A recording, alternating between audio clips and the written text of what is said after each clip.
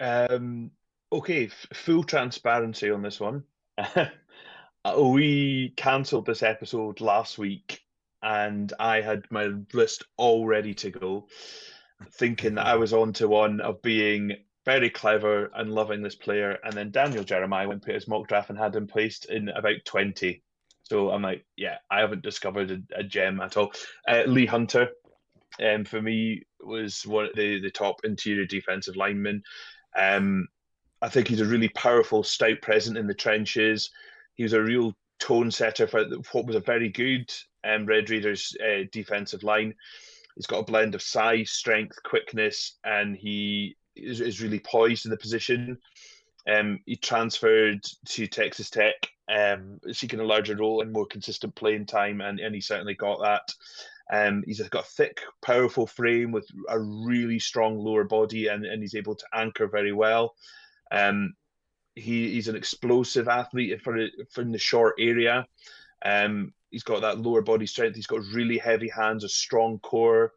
He can reset the line of scrimmage. He makes him a real handful for interior men. Um, his initial burst and power allow him to win early in the reps.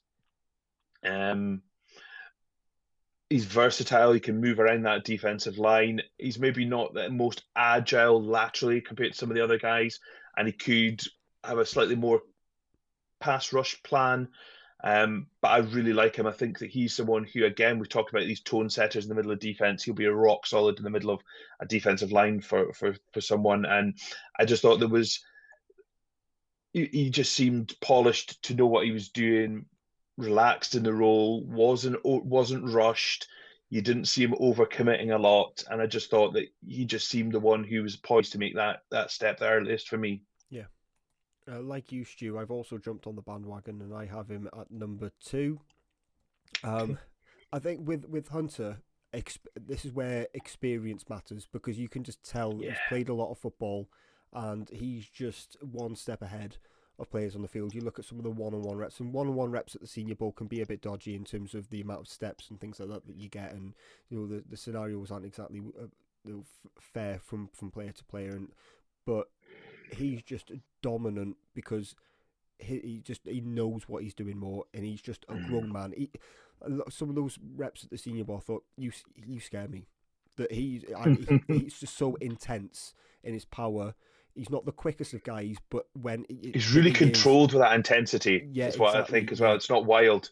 yeah, exactly that. But he's massive as well, 6'4", £330, and just that interior force, elite run stuff in, more explosive, more explosive than we're giving him credit for. So just rising potential after that Senior Bowl and kind of tone setting.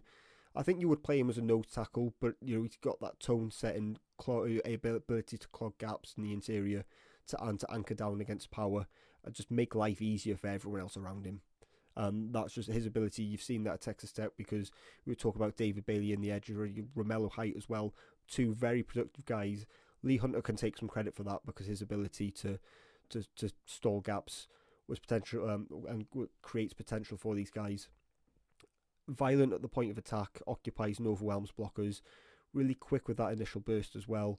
Um, Weaknesses, as you pointed out this year, there's not really much polish to his pass rush moves. While they're there, they're not particularly polished. While he's controlled, um, they're not necessarily refined, and his pressure conversion was quite low as well. So I would have liked him to see to finish some plays. I think he could have had a lot more. There's a lot of sacks and pressures that were left on the table that he just didn't quite convert. He had 25 pressures and 19 quarterback hurries in 2025 and only two sacks. So where he causes that havoc, I would have liked to have seen a little bit more of the finished product. So you've got there just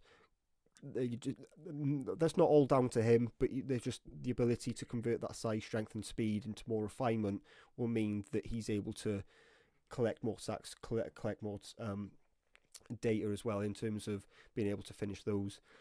But a very, very good player. I think round one isn't off the cards at this point.